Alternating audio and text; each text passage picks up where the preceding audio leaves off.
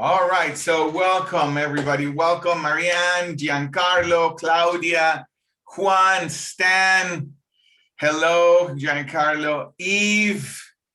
Welcome, Cece, Martha, Mariela. Thank you for being here. Thank you for taking your time to open your calendar, move lunch around, and feel free. This is a lunch and learn. I know you got things to do, and you're here because you're a very busy person. Right? And then leadership is something you're committed to. And I am always honored to have the opportunity to have a conversation among leaders. So thank you and welcome. Just a few logistics. The bathrooms are behind you on your left, to your right, you know where they're at. And then you can always get up and do what you need to do. We have a really great conversation for you. And the way the conversation is going to unfold is that I'm going to give you a lot of good information. So, and just good context to transform your leadership and the team and the leadership of your team.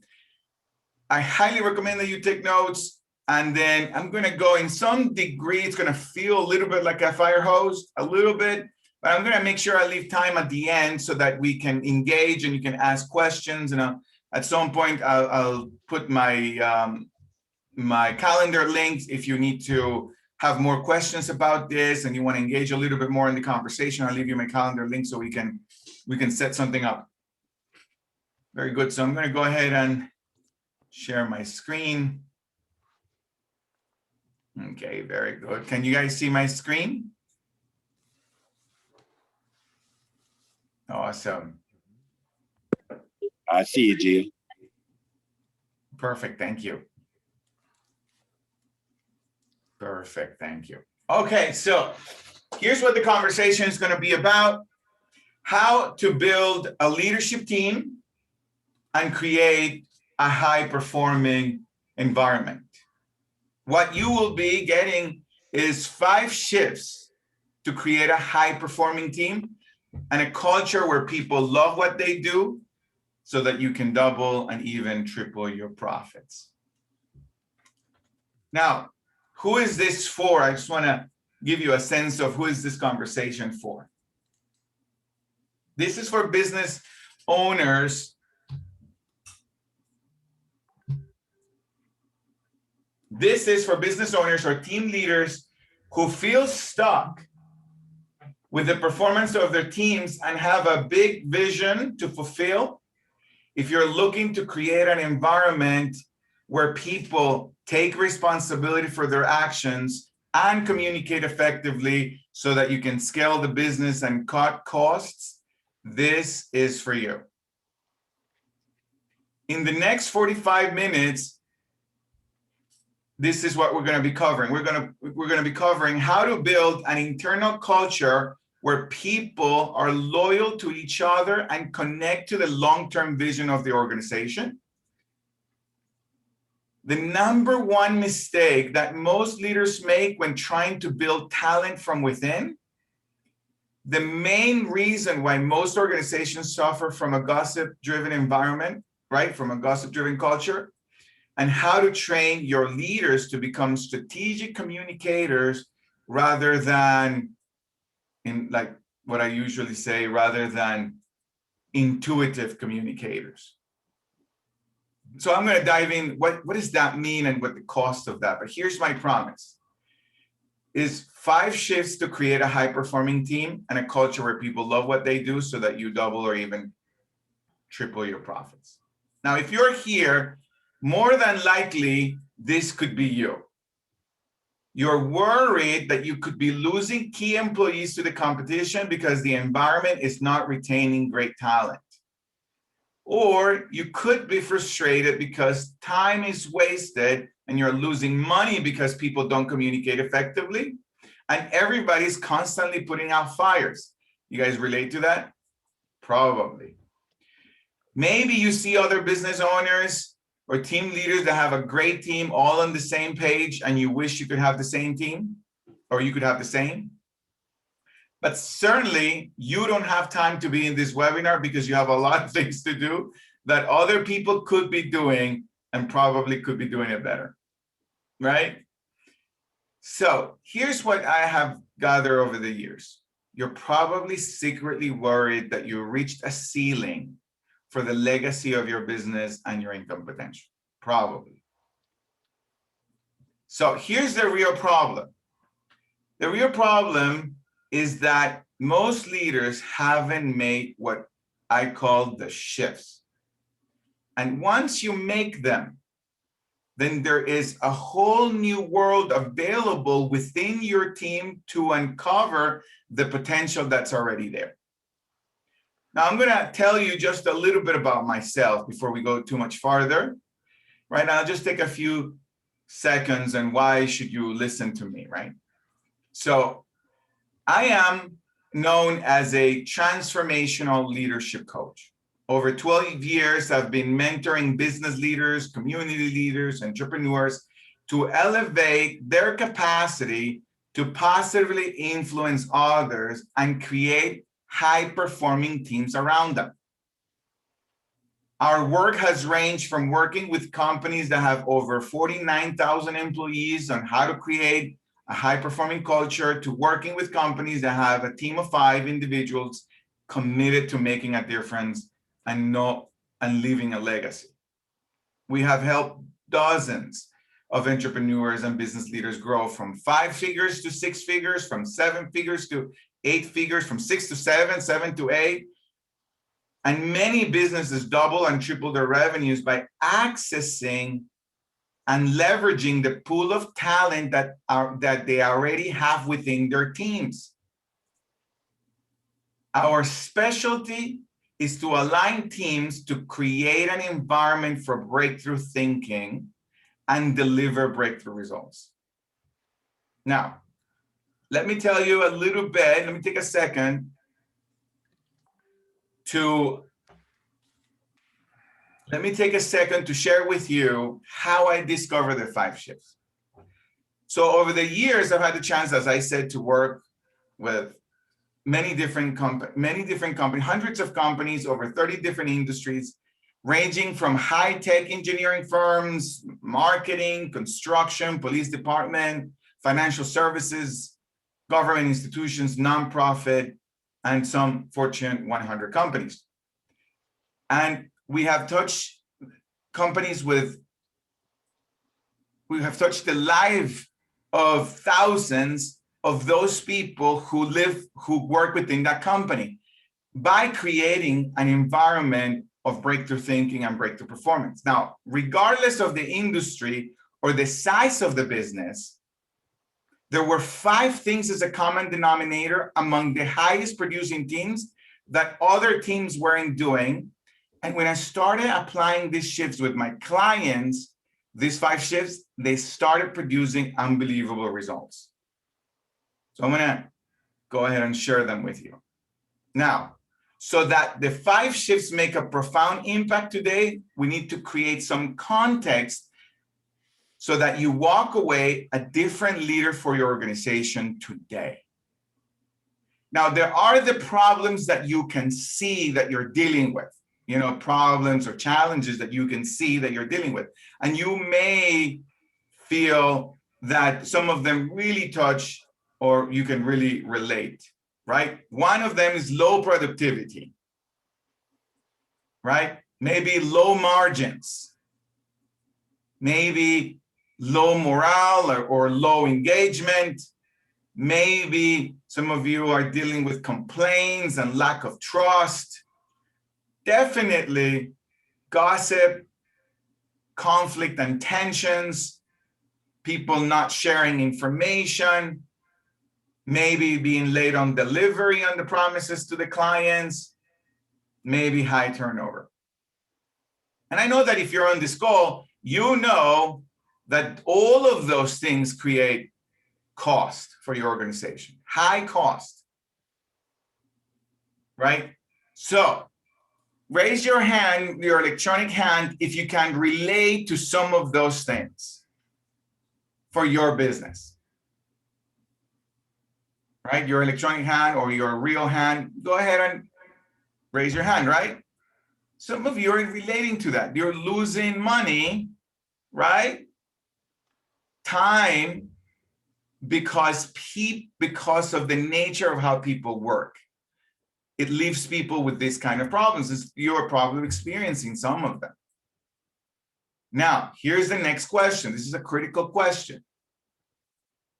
Those are the problems that you can see. Now, here's a big question. What blueprint or structure keep those problems in place? What would you say are the structures that keep those problems in place? Because those problems that you can see, they didn't just show up, right? They didn't just show up. What you're experiencing, things that don't just show up. There are some structures where you work that keep those problems in place. And you want to take a look at that. Well, what are those structures? Right? There are two structures that I want you to look at or consider. The social structures of the organization, how people are interacting, right? The departments, what they're doing. And another is the organizational structure. Maybe the social structures and the organizational structure is keeping those problems in place. Right? What are those kind of structures? Leadership layout, scheduling, production layout, performance improvement strategies. Maybe there is a lack of feedback loop. Maybe management evaluation and training. Maybe there's a lack of diversity. Maybe the key performing indicators. Poor role designs, there's not a clarity in the roles. Closed door philosophies, the leader has always the door closed. Maybe unhealthy competition. Make sense? Those are structures that can probably be keeping the problems in place. Raise your hand if that makes sense to you. Yeah, those things make sense. Now, if I have the problems that you're committed to resolving, if you have those problems and now you have the access to seeing, well, what keeps those problems in place in my organization or within my team? What are the social structures that keep those in place? What are the organizational structure? Okay, now we want to look at, well, what are the mental structures keep everything in place? Because what keep those organizational structures or those social structures, they didn't just happen, right? They didn't just happen. People created them. Make sense? People created them. So if we look at the source of if we look at the source of what causes certain structures is the way people think, right? What mental structures keeps everything in place?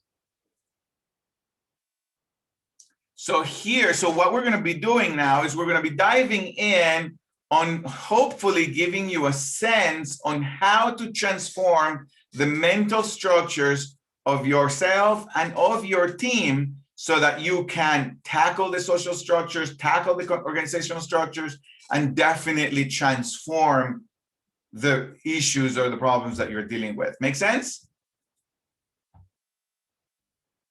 Right? So I know I'm not able to see some of you, Claudia and Eve and Rachel, Juan, Cici. I can't see some of you, but go ahead and raise your hand, your electronic hand, so that I see that you're engaging in the conversation. Yeah, thank you, Eve. Thank you, Juan. Right? So these are some things.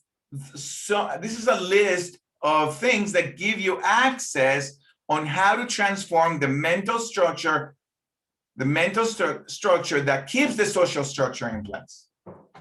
How people see the future, how people see themselves, how people see others.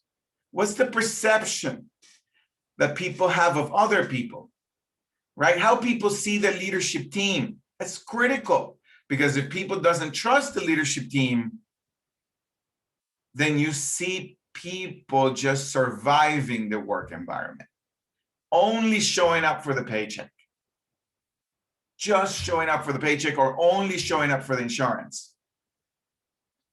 Right? How do people see the industry? Are they excited about the industry? Are they excited where the industry is going? How people see their customers? I know I don't have to tell you that a big issue for referrals and a growing business is customer service. I don't have to tell you that. But how are your employees or your team sees the ultimate client? How do they see it? As a partner or as a transaction? How do people see other departments? How does the sales team occur to me? How do I see the sales team as people who don't care about the customer? How do I see the marketing team? How do I see the IT team? They don't care about what I do. All of those mental structures keep the social structures in place and keep the problems in place. Make sense? Raise your hand if this makes sense. Yeah. Thank you.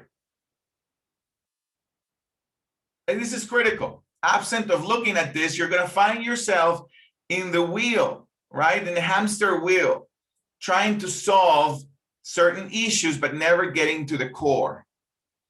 So now let's get to the core. How to make those shifts, right? 5 critical shifts that will transform unwanted mental structures within your team. Here comes the first one. Shift number 1, communication is everything.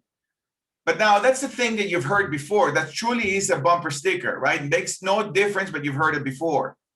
Communication is everything. But here's what I mean by that. Invest in communication. Invest in having people communicate differently. Understand communication. Now, have you ever told someone exactly what to do and they did something else? All the time.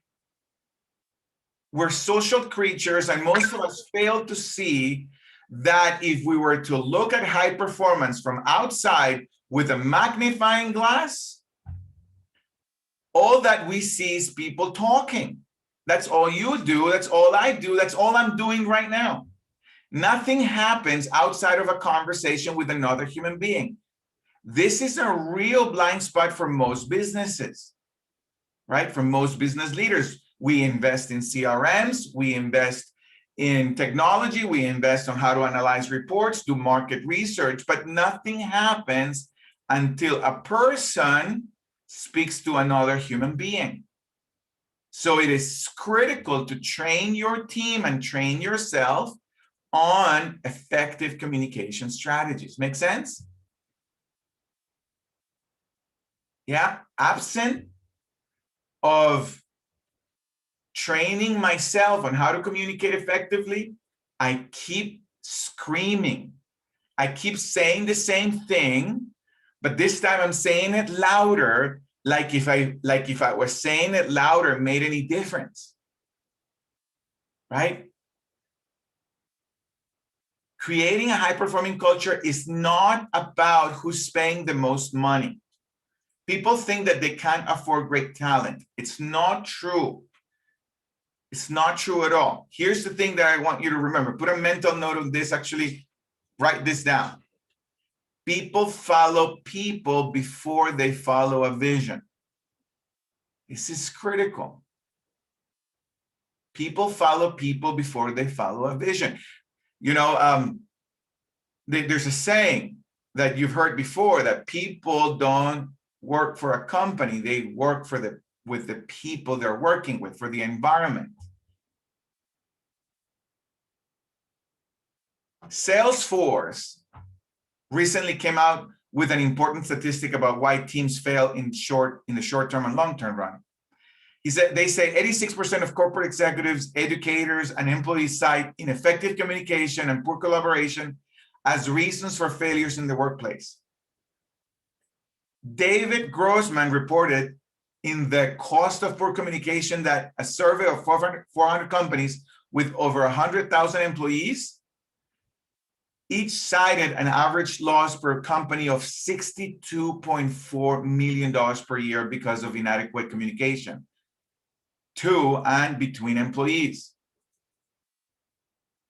Recently, I read a study from Deborah Hamilton, asserted in an article called Top 10 Email Blunders That Cost Companies Money, that miscommunication costs even smaller companies of 100 employees an average of $420,000 per year.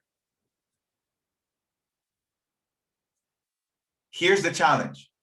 For the most part, people get to leadership positions because they were good at doing something.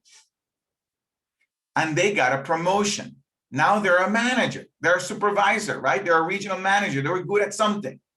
However, the skills to develop to become good at something and the skills to develop to positively influence others to become excellent in what they do is completely different. Getting people to work together and becoming good at something is different. It's very different. Shift number 1 points to the source of creating a high-performing environment. Leaders tend to sabotage their progress when they don't fully capture the shift. People follow people before they follow a vision. Very good. So let me go to shift number 2. Is this useful? Are you guys finding this useful? Yeah? Okay, let's go to shift number 2. Leverage your team's potential. Now, here's what I want to be clear. This does not mean become good at delegating. That's not what I mean. Here's what I mean. This will make you and save you millions. People support what they create. People support what they create. So for the most part, a lot of the training out there will point to a certain direction. Become good at delegating, become good at delegating, become good at delegating. That is not false. Of course, it's useful. Of course, it's valid. You can't do everything, but it's missing something critical in people's leadership. And that's that people support what they create. People need to feel engaged in the process of creating that new future or that new campaign or that new change. People need to understand it. Just telling people what to do doesn't work. And I know you have experienced it. Time management and priority workshops don't work unless people feel in some way that they are part of the process of creating where the ship is going. McKinsey, and I know many of you on this call know that one of the largest consulting companies in the world is called McKinsey.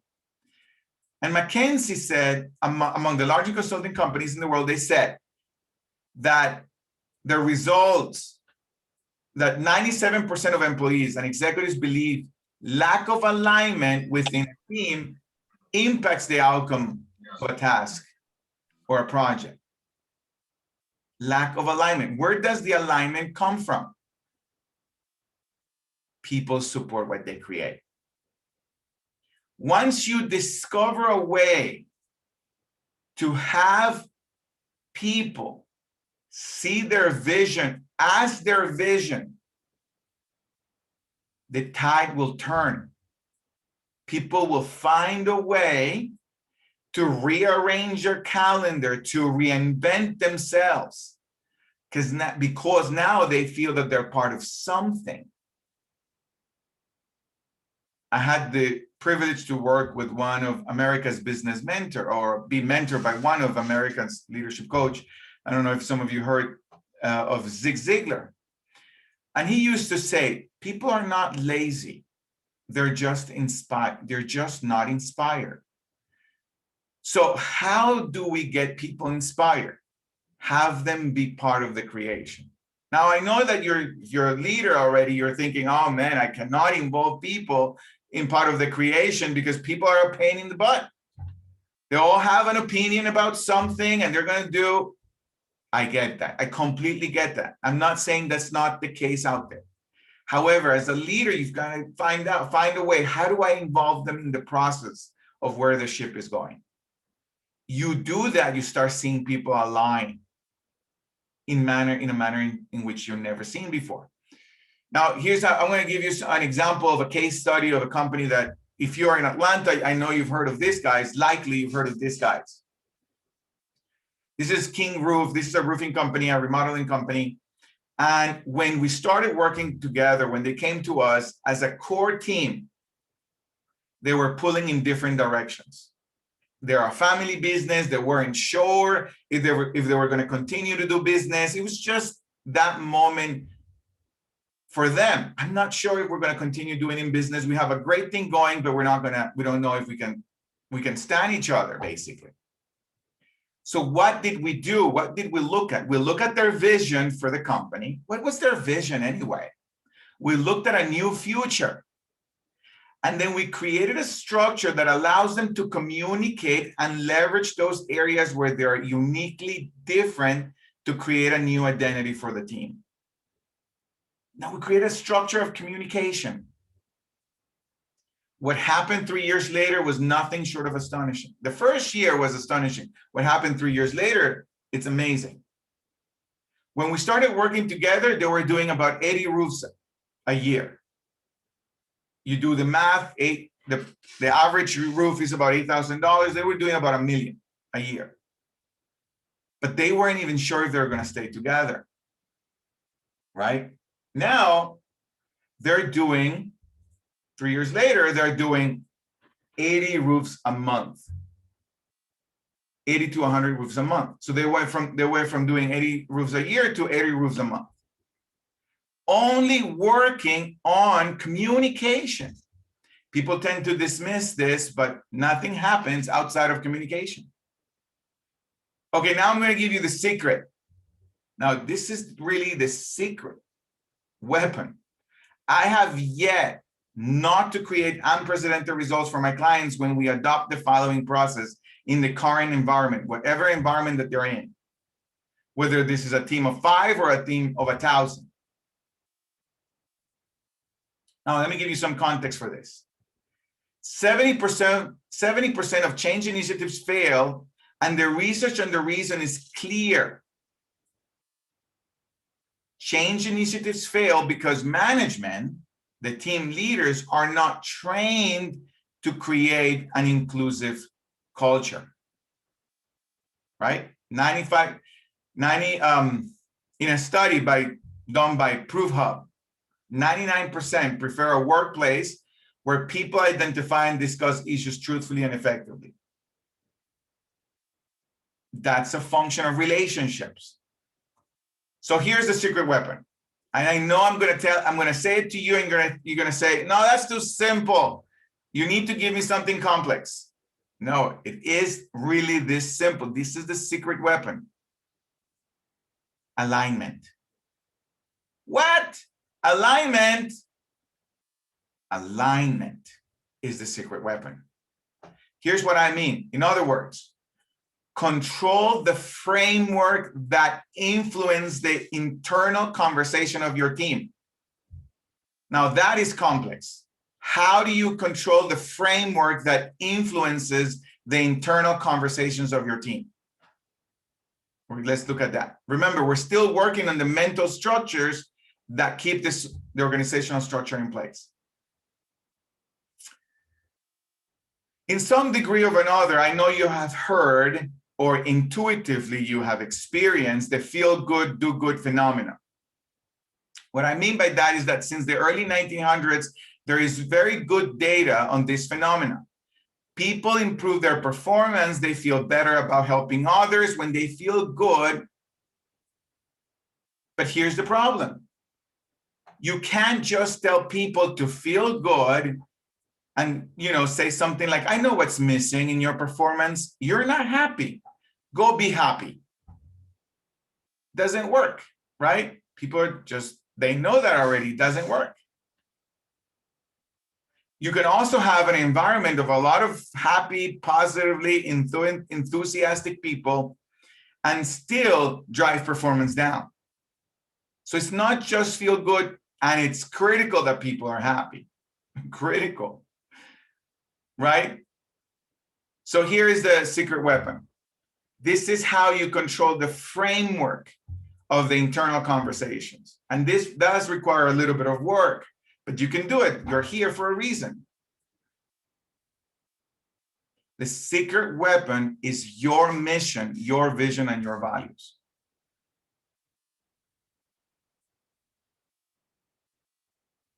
When you start intentionally connecting people on a regular basis to the mission, the impact to society of your work, to the future you're committed to seeing, that vision, and the core values, a new identity for your team begins to be created. It begins to flourish.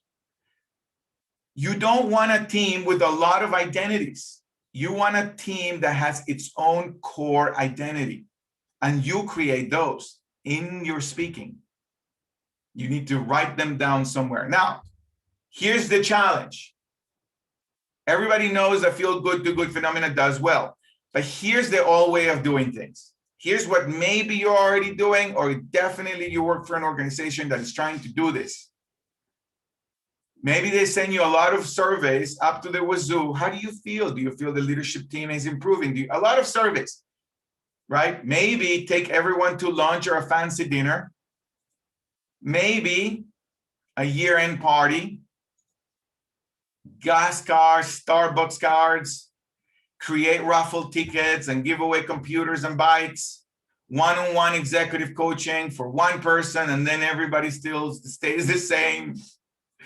I'm not saying those things don't work, but when we do these things alone, maybe people get closer to the mission, vision, and core of the company and core values.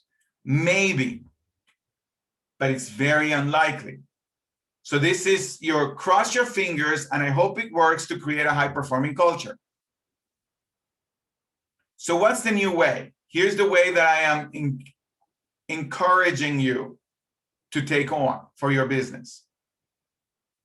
You can do this virtually or you can do this in person. It's a very simple process, and it will challenge your leadership. Here you go. Create an occasion to huddle up with your team and create the vision of the company. Or remind them of the vision of the company, of the organization. Tell them, where are we going? You see, the future shapes the present. The future that you create out there that doesn't exist, but you create it when you're declaring it, when you're writing it down, it creates another human being right here. If I tell you that by Christmas, you're gonna get a new car for Christmas, doesn't that immediately shape you right now? Don't you think, oh, that's kind of cool, I want to get a new car?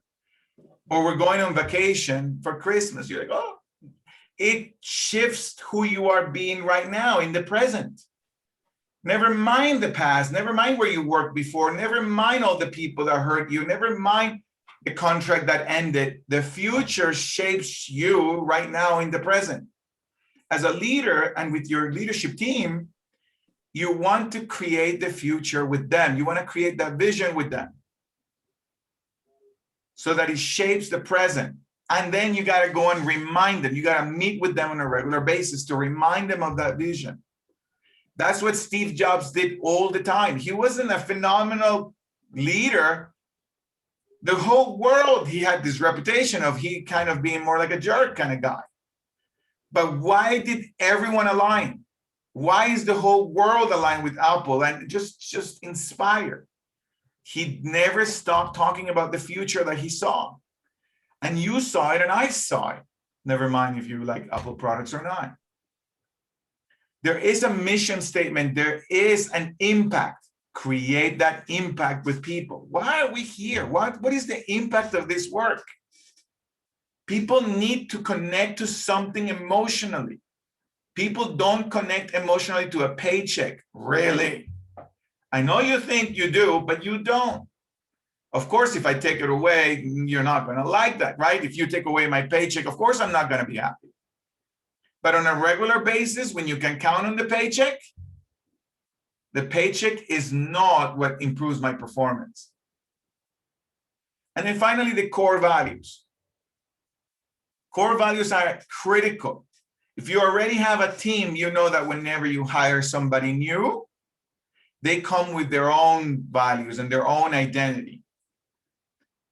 A lot of times it doesn't align with what you're looking for.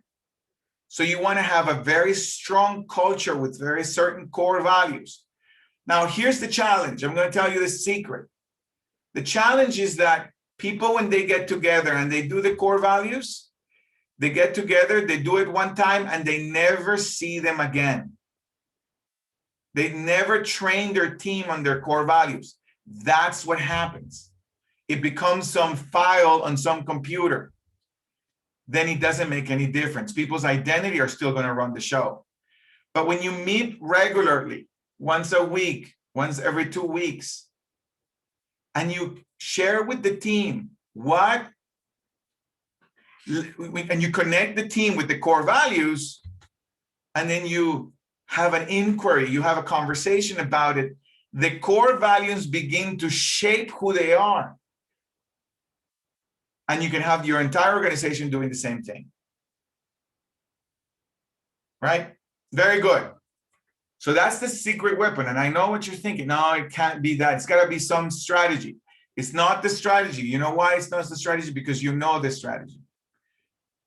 And you can buy a book or get a book on YouTube of the best minds on the planet, on the best strategies in the world, and maybe even for free to grow your business. But there's an aspect of getting people aligned to something bigger than themselves, and a leader needs to do the work. No amount of video is going to connect them to that. So this is the new way. Connect people to that mission, connect people to that vision, and start aligning them to those core values. Make sense? Raise your hand if that makes sense. Yeah, it makes sense. Awesome. Great work. Yes, that makes sense. So now here's the next shift. Shift number 4. Lead with the why. Now we're touching it on the mission statement. What's the mission statement? This is critical. Lead with the why. Some of you know maybe who Simon Sinek is. Any of you know who Simon Sinek is? Have you seen his TED Talk on Start with the Why? Maybe you guys haven't seen it. It's a phenomenal TED Talk. And he gives great examples of why organizations that connect with their why and they share the why to their employees and to society, they do so much more better. There's a loyalty that begins to get created because of the why of an organization, because of the why of your team. Now, you may be in a position where you don't necessarily have the bandwidth to impact the message that the company can have to the marketplace. It's a very large company. Maybe you don't have that bandwidth on the position that you're in, but you definitely have the bandwidth to impact the people around you on the why. Why are we doing this? What is the why of this department? My mentor used to say to me, Giovanni, if you want to create a boring culture, tell people what to do. Tell them what to do. Tell them exactly what they need to do. If you want to create a boring culture where people are just waiting for Friday or waiting for the weekend. A great leadership team is not the one that delegates better or that delegates better. A great leadership team is the one that leads with the big why, the big mission. Make sense?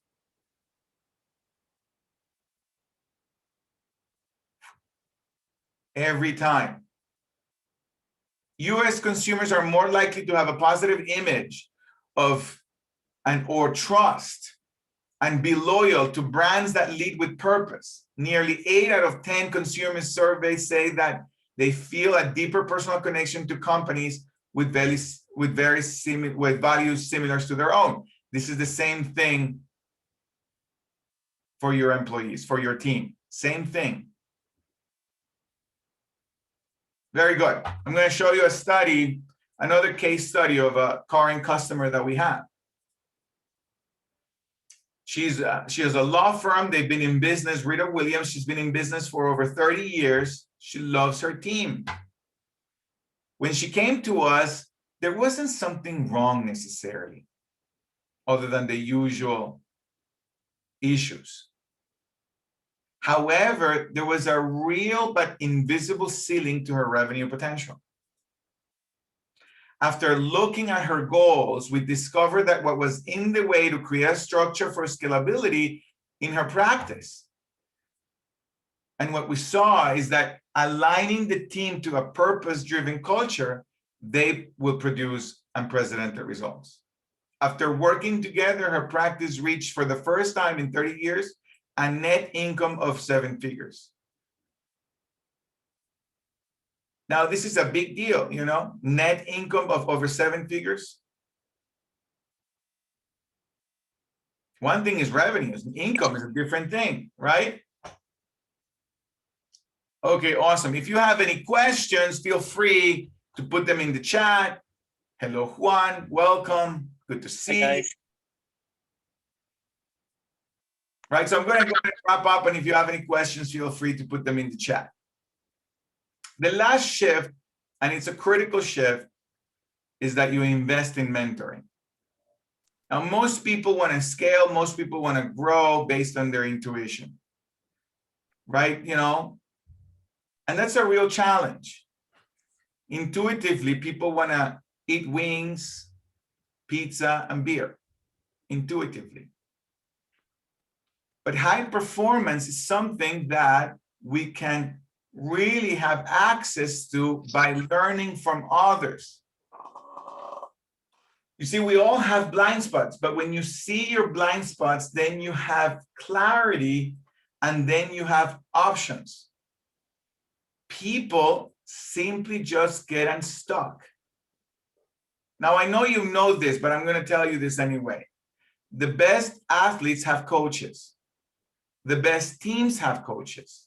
The best coaches have coaches. And it is not because the coach is a better player or a better human being. The coach gives them access to their possible blind spots. Just a blind spot. Just tiny little tweaks can go really, really far. Another mentor of mine who I've worked closely with is Jay Abraham. Some of you may know of him. And he says, when growing a business, a better idea would be to keep the same number of staff you have now and invest in high upside leverage performance enhancement training, which would result in those same employees becoming as much as 50 to 100% more effective. The growth of your business, it's on your team. It's already there. By doing these shifts I just shared with you, you will unleash their potential. And you don't have to invest like doctors do. You know, a doctor invests an average of $225,000 or maybe more on loans. Right? You don't have to wait 14 years to have a breakthrough. Right? Now, trying to do things on your own without proper training is crazy. Effective leadership skills to create and maintain a high-performing culture needs mentoring. It is potentially costing you millions of dollars to just let it be the way that it is. You know, like you're tolerating something. I'm just going to let it be the way that it is. Wells Fargo said that a few years ago. You know, I know there's some issues with the culture. People are lying on, they're making up some numbers on the number of accounts, new accounts. A few years later, they get a lawsuit. I don't know how much it was the lawsuit, $30 billion, I think. I don't know how much, you probably know better the numbers. I was looking at a documentary the other day on, what's the name of that car company?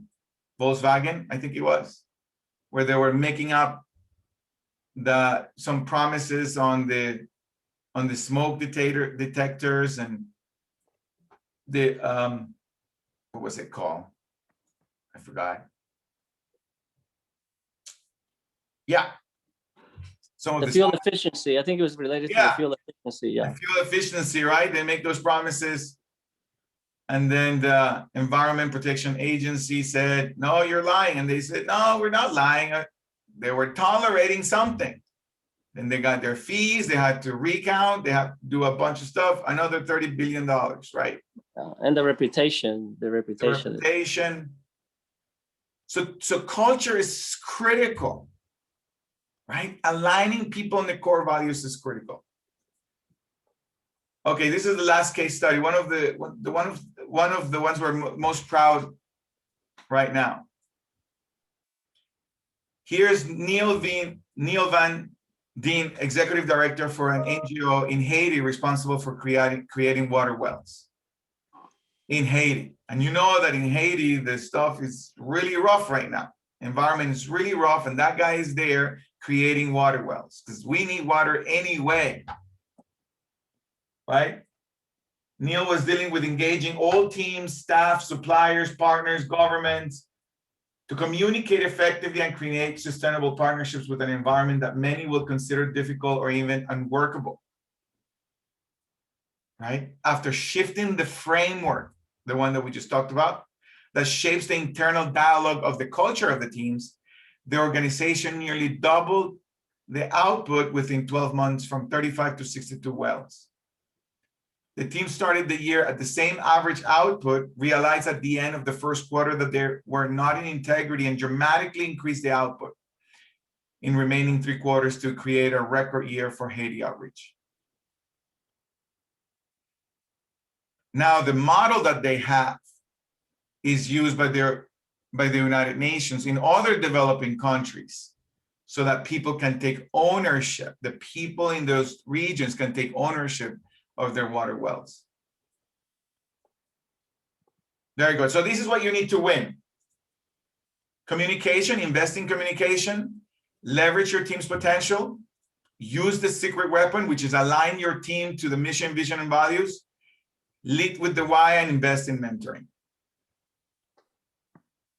Let me know in the chat if you need the slides. I'll send them to you. In fact, I'm going to just send you the slides because I know you probably want them, right? Now, I'm going to put in the chat any questions that you guys have. I'm going to go ahead and stop sharing.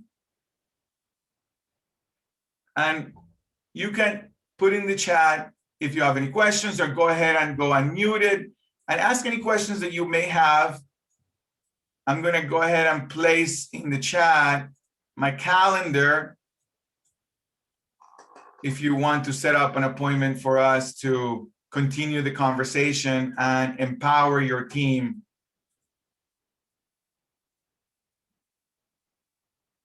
So Giovanni, I have a question. Yeah. And I'm late. I had to support a NASA meeting and it went a little longer. But you talk about leading with the why.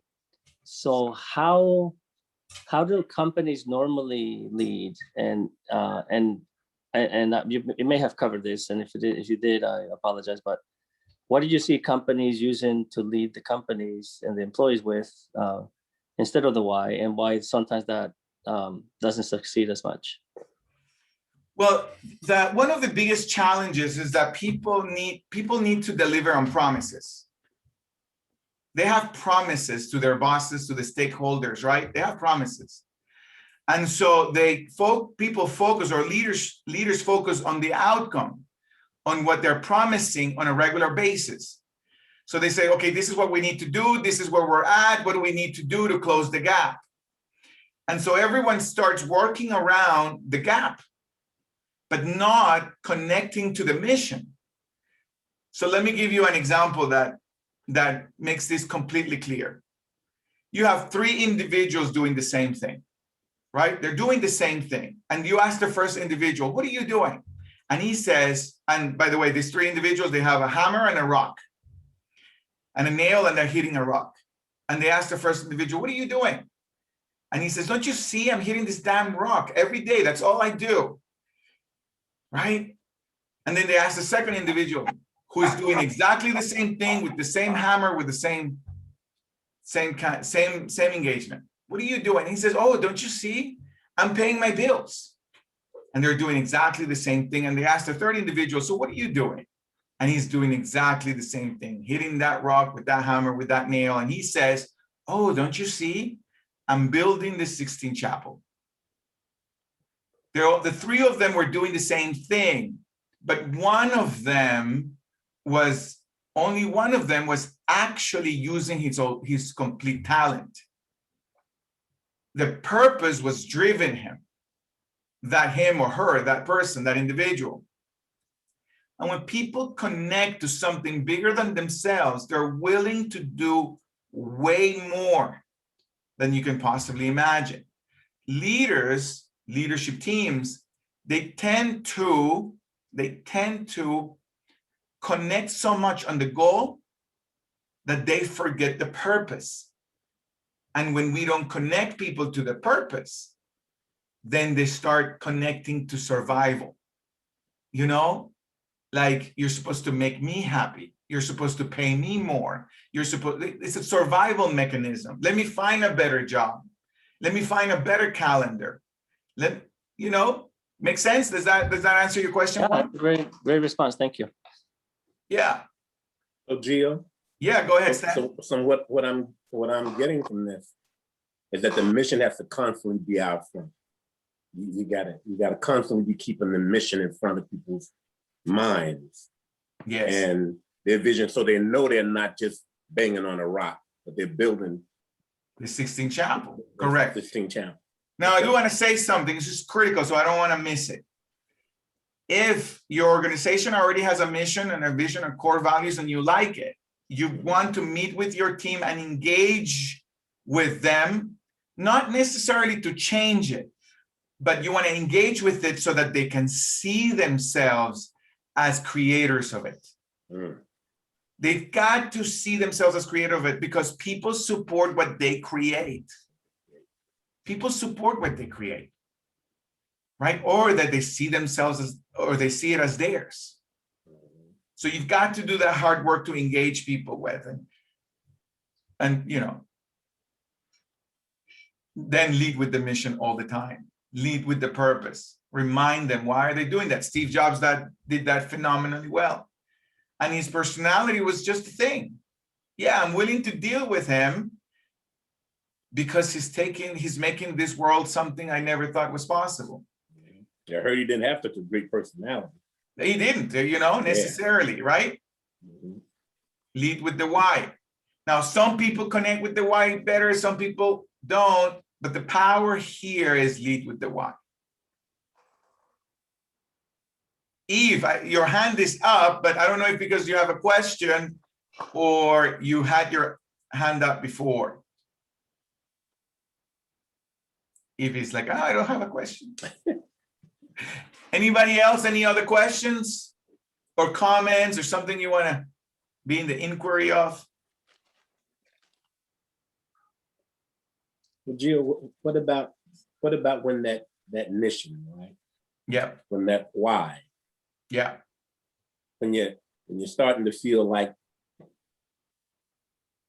there needs to be some more energy in that why now. There needs to be some more fire under that why. Yes. And you maybe even be feeling it at the leadership level.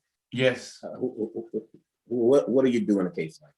Yeah, and not just at the leadership level. Everybody needs to feel it in the organization. Right.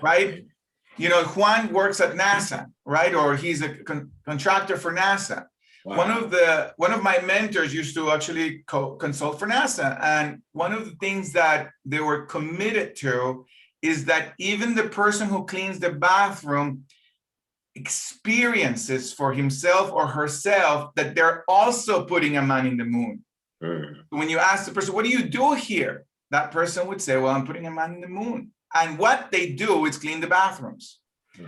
The CEOs the CEO of a company is always limited by the employee, by the contractor, right? And the contractor is always limited by the CEO. So how do you close that gap?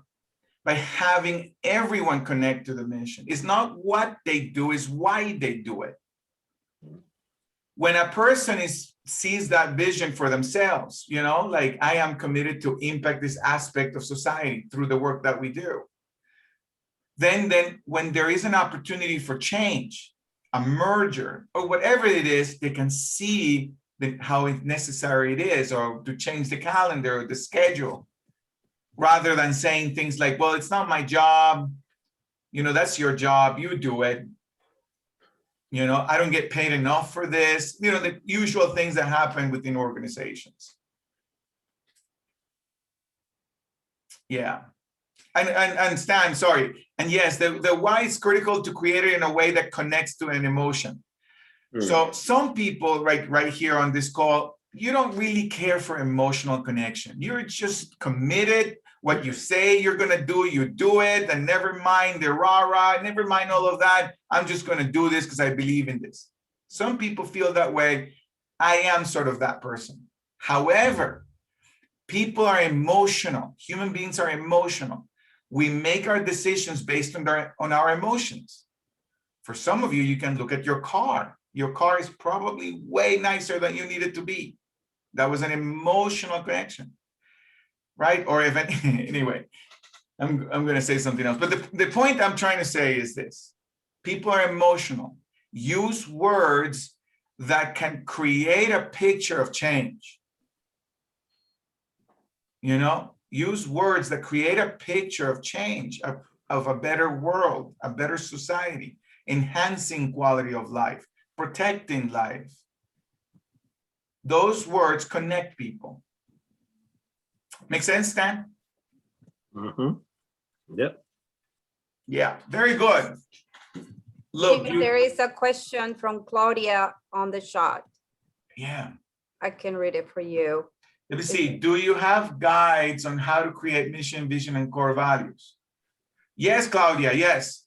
So since we're wrapping up, that's a big question, Claudia. That's like a very big question. Since we're wrapping up, I don't know how you got here, who shared with you about today's event, but go ahead and click on that link and schedule a quick call with me so I can share those guides with you and how to lead your team, right, through those core values and those milestones. I'll be happy to do that. We're committed to do that, and I'll be happy to do it, since that's such a big question, Claudia.